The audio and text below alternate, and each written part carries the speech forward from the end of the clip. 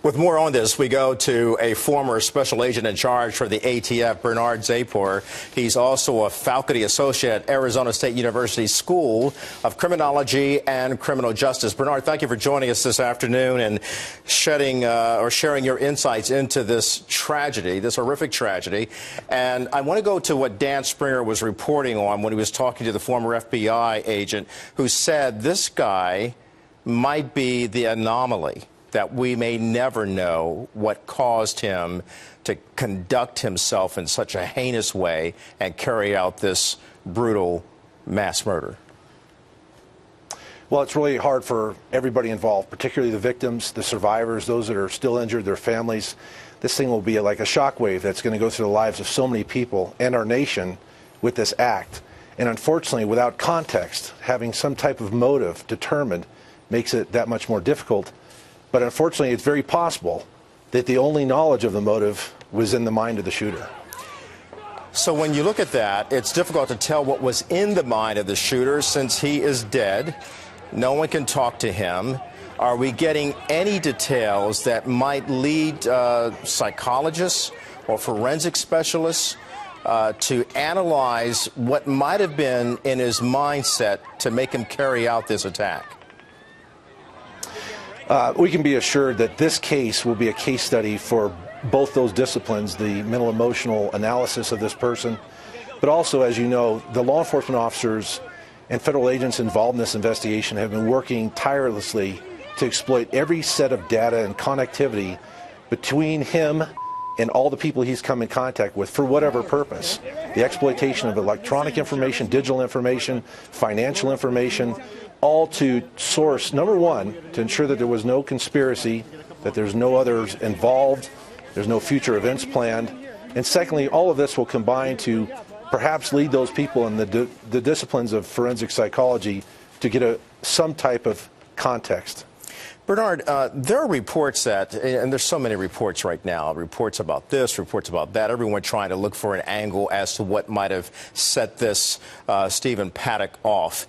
But I wanted to ask you, there are reports that they're even talking to people that he may have been in contact with, obviously, not only his girlfriend, who he sent off to a foreign country, the Philippines, where she was found and returned earlier last week, but they're also talking about the fact that he may have solicited the services of a call girl. Now they're actually interviewing people like her who may have been in contact with him, or other people who may have had some transactions with him in terms of cars or whatever he was doing.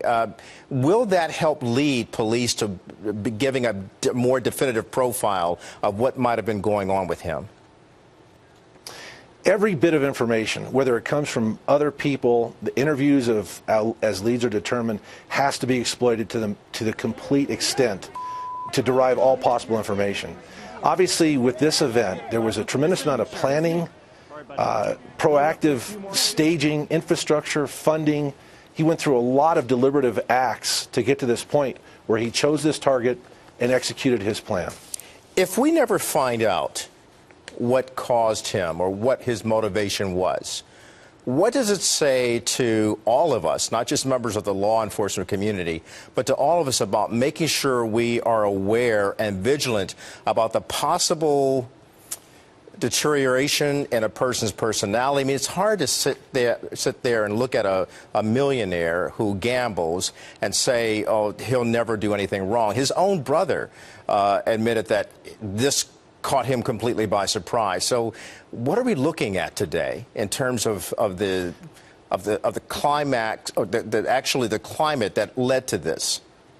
How can we be more personally, proactive? I find this, yes. Personally, I find this the most disturbing and the most terrifying, because oftentimes when you look in retrospect to a crime of violence, the person or persons responsible, they telegraph their punches. They did or said things that gave some indication that something was happening.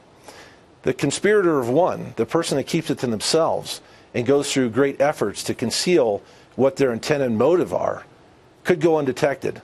And that is very difficult for us as a society in order to look for the things that are going to help all of us be safer.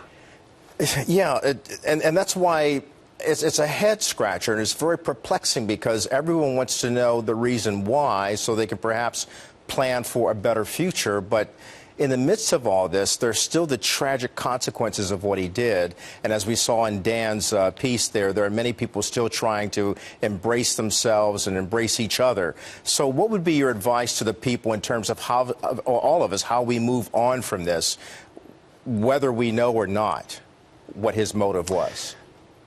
Yes, I think what is of absolute certainty and important for both public safety agencies, communities, the way we educate our corporations and our employers in any place where there's a mass gathering of people, is that we can't get lost in the noise of potential ideology and threats. We're living in a decade-long era of terrorism on the U.S. soil, and there's a lot of these things that can be distracting from people that are hatching their own really nefarious, evil plan and could go under the radar, unfortunately. We cannot be blocked out by the noise of, say, the international thing or the things we would expect, and just pay attention to the odd behavior, the odd strangeness, and for people to share that and talk about it, say something, or see something, say something. Yeah, and this case was all too difficult to do that. Bernard Zapor and maybe the President of the United States had a good understanding by calling it exactly what it appears to be, pure evil.